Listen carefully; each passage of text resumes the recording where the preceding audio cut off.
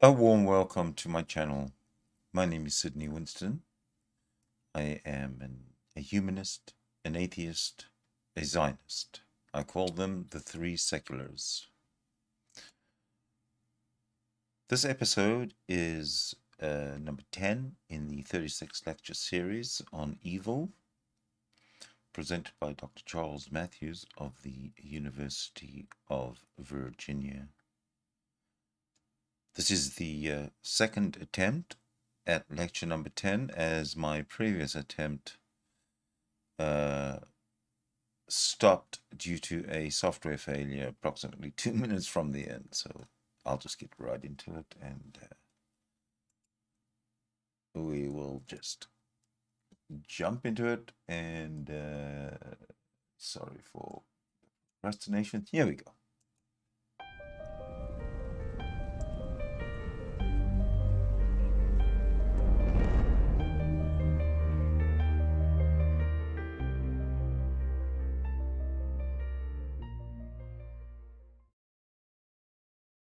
Welcome back. From Augustine now, we're turning to a profoundly different, though not entirely unrelated, alternative view about evil. The mainstream view, in fact, in the Jewish traditions over the past almost 2 millennia, and that is the view of Rabbinic Judaism. Now, Rabbinic Judaism is that form of Jewish faith and practice that arose after the fall of Jerusalem in the 1st century and the diaspora, or the scattering of Jews, across the Mediterranean and Near East in the following couple hundred years. It really flourishes from the 3rd century of the Common Era. That's effectively the era of the composition of the Talmud. The Talmud is the body of literature that comments upon the Torah and Jewish religious law in general. And from the 3rd century of the Common Era to effectively the 20th century. And in some ways, it's still flourishing today. This tradition takes the Talmud, that body of commentary on Jewish law, to be a text of near scriptural authority for interpreting the Torah.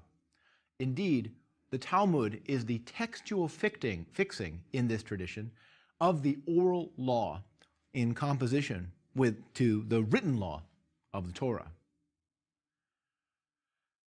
Now, the rabbis were the community's teachers and ministers, scholars who knew the Torah and knew the debates surrounding the Torah in the Talmud so well that they were effectively walking repositories of the tradition. They understood the height of their religious duty to be the study of Torah and Talmud, the enormously complicated set of argumentative commentaries that previous rabbis had created in order to understand how to live faithfully as Jews in this very complicated world. Rabbinic Judaism offers a powerful but subtly nuanced picture of evil in wholly mundane, fairly everyday terms. One that resists the overly dramatic, perhaps even melodramatic cosmic drama of sin and redemption found in Christianity, Book of Revelation, Irenaeus, Augustine. Now, in the wake of the Shoah or Holocaust, there's been a huge wave of Jewish rethinking of the faith. But in fact, there have been analogies, events of similar existential crisis in Judaism at different moments in Jewish history. One of them is the famous Babylonian captivity, where the remnants of Israel, or a large part of them, were exiled to Babylon in the 6th century BCE. Rabbinic Judaism emerges out of another one of these, the destruction of the temple in Jerusalem and the diaspora. And this was a revolution in Jewish thinking on a scale with the effect that the Shoah has had, the Holocaust has had, and is having. In the diaspora, the Jews effectively lost the promised land, and they lost the central ritual place of worshiping God, namely the temple in Jerusalem. And they did not return to Israel as a people. They did not return to the land for almost 2,000 years.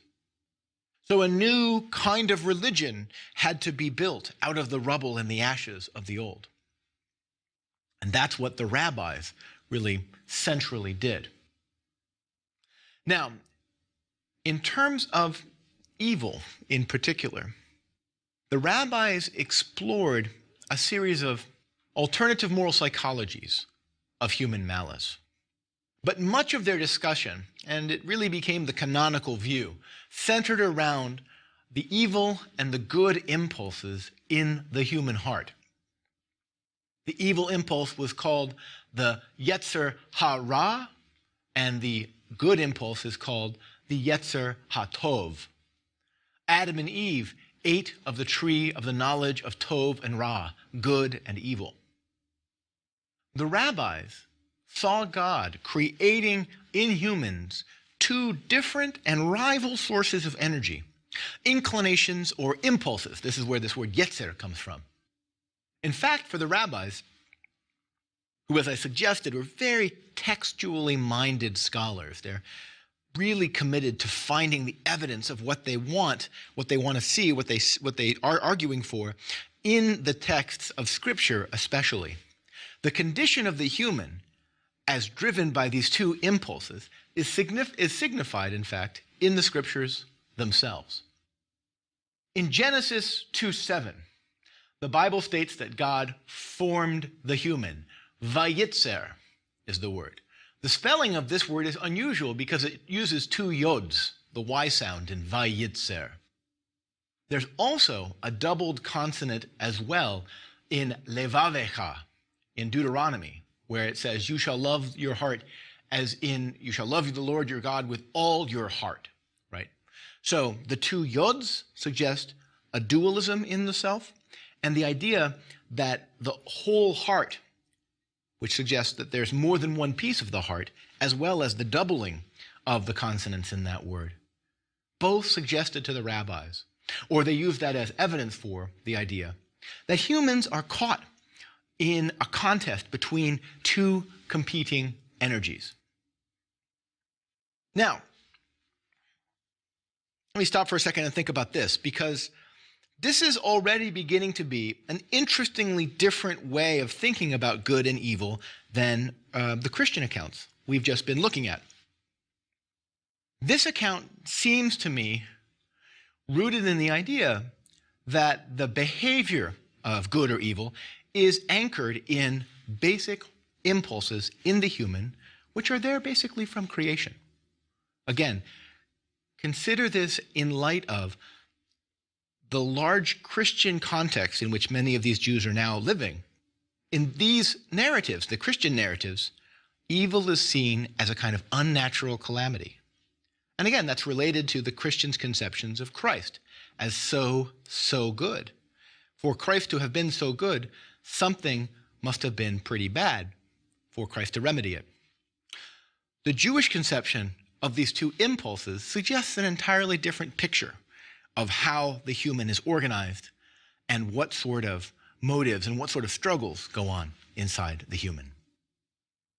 The Yetzer HaTov, the good impulse, is something like what we would call conscience. It's an inner sense that alerts you when you are considering violating God's law. It warns you. And it really develops, the rabbis think, around age 12 or 13, when the young Jewish boy, or today we would also say girl, first begins to become an adult. At a boy's bar mitzvah, a girl's bat mitzvah, for example, when the child first begins the struggle with God's word and Torah and the observance of the commandments, that for the rabbis is the true mark of a maturing Jew. Now, in contrast to the Yetzer HaTov, the Yetzer Hara, what we're translating here as the evil impulse, is a far more murky concept. It does not really get introduced when you're 12 or 13. It's part of the human's created nature, innate in the human from the womb. Genesis, for example, says the Yetzer of the human heart is Ra from youth, right? The impulse of the human heart is bad from youth. That's Genesis 8:21. But this impulse is not demonic. It's not an utterly unnatural violation of creation, expressing some sort of anarchic hostility to God's creation. It seems rooted rather in a kind of self-interest, in a protectiveness of the infant, of the young child, an expression of the idea that creatures will naturally take special interest in their own well-being. The rabbis note, though, that this is a kind of paranoid kind of self-interest. And they say that the young child or the infant sees the world as a threatening place, a dangerous place. And honestly, if you think about how small children react when their parents introduce them to you, often they'll hide behind their parents' legs or something like that. In other words, the rabbis have a great deal of empirical evidence they can point to here. Children are terrified of strangers, sometimes, and they're scared of the bigger world. And this seems accurate to how children behave in the world, at least part of the time.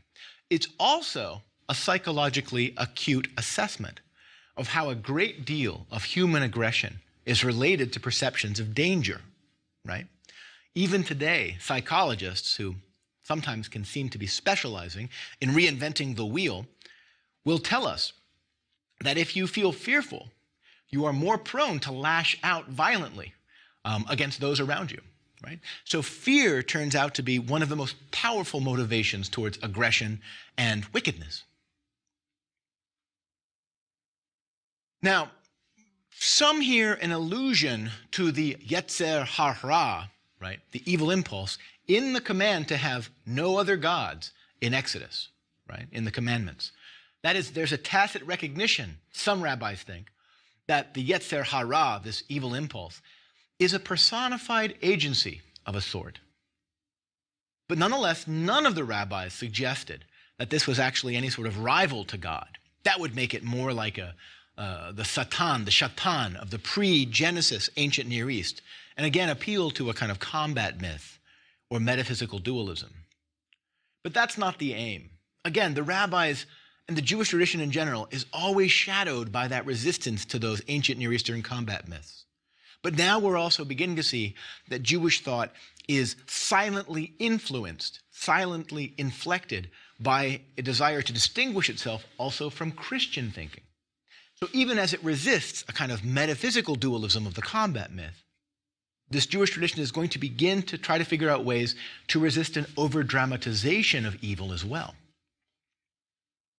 And here's one way, because it turns out that this evil impulse, the Yetzer Hara, sometimes we should call it a bad impulse, is actually not so bad after all. In some dimensions, the Yetzer Hara is the impulse in the human that enables humans to build a house, to marry, to have children, to engage in business. The evil impulse, in some ways, seems to be at times the source of self-interest, even self-interest properly construed. It's a part of life, that is. It actually supports life. It enables life. But it can be excessively partial and caught up in self-interest and greed. That's the danger of the Yetzer Hara. Not its bare existence, but when it comes to overmaster you, right? In the same way, you can imagine this playing out in the story of Cain and Abel, when God says, sin is crouching at your door. It seeks to master you, but you must master it, right? What the rabbis read that as for the Yetzer Hara is precisely the struggle not to eliminate the Yetzer Hara, not to send it off like Cain, right, a restless wanderer, but rather to make it a fruitful part of your ordinary life. Now, classical rabbinic understandings of these categories still profoundly influences Jewish thought about evil today. The implications of this psychology for the rabbi's understanding of the human makes the human less caught in a kind of vast metaphysical melodrama a la Christianity, and more a matter of handling the everyday temptations that we encounter all around us. This focus on everyday temptations is really important. It's not simply a momentary thing about evil in the Jewish tradition. Some critics of Judaism will argue that Judaism is in some ways too focused on the mundane commandments to do one thing or another. One of the most interesting contemporary Jewish thinkers, Arthur Waskow, has made this argument that in a way, these critics are complaining that Judaism is a religion of pots and pans. I think that there's a deep insight being communicated in this, especially the rabbinic tradition's focus on the minutiae of life, the small things around life, simple decency rather than moral heroism. The rabbis' resistance to more theologically radical pictures of evil, like the Christian Satan, for example, and their similar resistance to depictions of the history of human evil in terms of calamities like the Christian notion of the fall, makes evil an intrinsic part of humans' natural makeup in a certain sense. But that's a good thing, right? The rabbis, that is, make evil not supernatural, but really derived from our natural created being. That is, in some important way, evil is something that happens to us because of the impulses of ourselves. And if that's the case, then we are in important ways able to handle those impulses. We can learn to deal with them. Now, that's not to say that in this account, evil must be understood in reductively human and naturalistic terms. There's no necessary dimension of this that says that evil is not a big thing at all. But unlike many popular Christian accounts, where the devil is a really powerful presence seducing and captivating humans, in this account, evil's origins are to be sought in the exercise of the human will, not as an external force overmastering my human will. Right? I can't blame anybody else if I go to the bad. If I go to the bad, I only have myself to look at in the mirror. I look at myself in the mirror and I say, I am that man. Right? This does not trivialize evil at all, however, because when left uncountered by other parts of our nature, the evil impulse, the rabbis think, will lead us astray and cause great damage. Again, going back to Cain and Abel, it seeks to master you, so you must master it. The rabbis recognize this impulse as powerful. It's a life force, but it can warp us in ways that are very against our life, destructive of our life, and destructive of others' lives. But its power is in significant ways related to its initial appearance as small. It moves in subtle ways. As the Talmud puts it, at first the evil impulse is called a wayfarer, then it is called a guest, and finally it is called master. This goes back to the idea, the rabbi's idea, that in some important way you need to focus on the minutiae of life, the smaller, minor things, the things that don't look very dramatic. Those are the moments where you can actually resist evil successfully. By the time you are standing outside your neighbor's house with a gun in your hand, at that moment, you are in some ways if you're deciding at that moment whether or not to go in and shoot them, already evil is too far in your house, too far in your life. It has moved from wayfarer to guest to now master. You want to stop it at the wayfarer stage. Evil, then, on this account, is not so much an abstract philosophical problem as it is a practical challenge confronting those afflicted by it. Evil is something we meet in our hearts and in our lives every day. We meet it on the roads when we're driving to work and someone cuts us off. We meet it on the roads when we're driving to work and we think about cutting someone else off. Evil should be faced as a challenge whose successful overcoming on a daily basis will strengthen and deepen the person in their wisdom and their faith. The conviction the rabbis had, and that governed this whole picture, is that evil was in this sense a challenge and a gift sent by God to mature humans in certain ways, not entirely unlike Irenaeus. This is part of a larger understanding of the nature of Jewish suffering that the rabbis held to. Evil would serve as a challenge to people, but it would not overwhelm the people Israel. In particular, the Jewish people would suffer repeated persecutions. The rabbis, at the time that they were writing, knew that persecutions had been in the people Israel's past, and they would certainly be in the people Israel's future. But they thought such persecutions would never become so extreme as to threaten that people's existence. Now, in seeing all this, we are really seeing one rich and profound challenge to an over-Christianized conception of evil in light of sin. Even secular people today, it seems to me, have a very thoroughly Christian conception of evil and sin. But they don't need to. There are other accounts out there that are viable and plausible.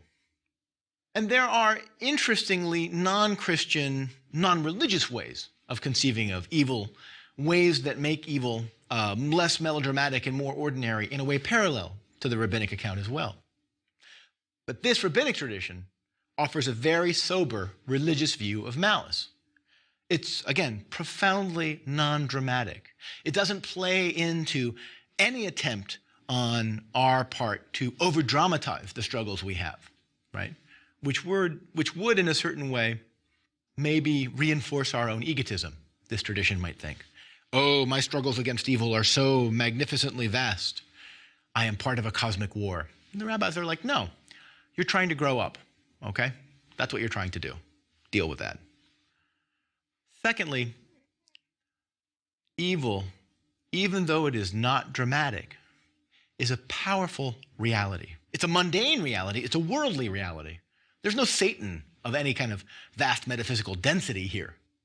But nonetheless, there's a realism about how evil can, over time, come to shape and grip and warp someone's inner soul in a powerful way. Indeed, this is so different from many Christian notions of evil that some Jewish scholars think it's inappropriate to call this a picture of evil at all. These thinkers argue that Rabbinic Judaism doesn't have a picture of evil. It just has a picture of badness. The category of evil itself, they say, already rhetorically gives the game away to Christianity. Instead, you should think about the Ra, the Yetzer Hara, as an impulse to badness, not an impulse to evil. Now, this tradition emphasizes human responsibility and struggle, and especially struggle in living according to the halakha, to Jewish law, in order to govern your behavior so that you don't slip out of your control. But you are responsible for this. You are responsible for you, no one else. On this halakhic view, suffering then is kept within human dimensions. Jewish law teaches, the rabbis believe, that suffering and evil is a human issue, a challenge that humans are set and that humans must struggle to overcome. Again, this is in contrast to Christianity, where suffering always threatens to overwhelm a creature's capacities to resist it. Suffering always threatens to become, that is, a theological problem, a divine reality. From a rabbinic Jewish perspective, evil in Christianity always threatens to become melodrama, and it always seems to want to escape individual responsibility. Not I, but Christ in me is the one who's doing all this, right? Rabbinic Judaism thinks that's a very large-scale way of evading the real moral challenges that we face. Admittedly, they say, not all evil may thus be understandable. Sometimes psychopaths happen. But in general, the shape of human evil is such, the rabbis thought, that it can be confronted through the practices of halakha and the behavior of traditional Jewish religious practice. But this account is not without its own problems, especially, it seems, for Jews living today, after the Holocaust, the Shoah. The problem here is, simply put, is this picture of evil too mundane and too ordinary to handle the Shoah? Ironically, the Shoah may seem to be something, the Holocaust, that's the Shoah is what the traditional Jewish sense of the Holocaust is. Shoah means catastrophe. The Shoah, the Holocaust, may seem to be something that threatens any account of evil that is not vastly dramatic? How could it be otherwise? How could an account of evil that is not enormously dramatic and satanic, how could that account capture the evil of the Shoah? The evil for the rabbis is about greed, jealousy, envy.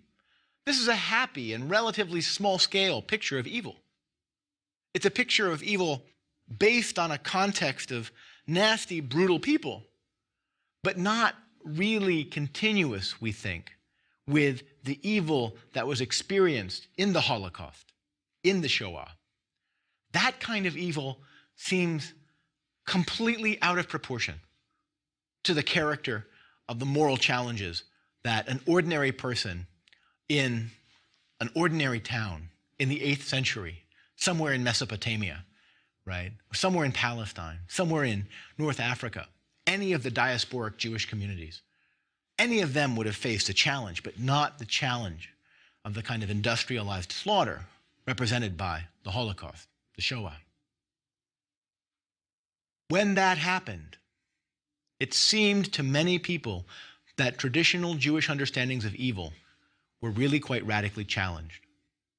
Here it seemed that the old agreement with God, the longest-standing covenant between God and God's people, had fallen apart, and that the persecution of the Jews had reached beyond traditional pogroms, traditional massacres, to become metaphysically eliminationist in character. Somehow, God had let it happen that a people, the Germans, got it in their minds completely to annihilate the entire ethos, the entire people of Israel. Post-Holocaust Jewish thought, post-Shoah Jewish thought, has struggled mightily with this challenge. And the struggle that shows no signs of ceasing anytime soon. Indeed, you can say that the attempt to understand the meaning of the Shoah has been one of the most powerful inducements to Jewish thought since 1945. But we'll talk about that in several later lectures in this course. For now, in thinking about this rabbinic understanding of evil, I hope we've seen that it stands in a distinct place, again shadowed by these ancient Near Eastern combat myths, now also shadowed by the developing, very dramatic and metaphysical Christian conceptions of evil, but bearing within itself a certain level of psychological and moral acuity and self-knowledge about the challenges and the quality of the difficulties that meet ordinary humans in their ordinary life every day. Next, I want to turn to another different account, the Islamic account of the fall of Satan and the character of Satan as the epitome of evil. And we will find some interesting views there.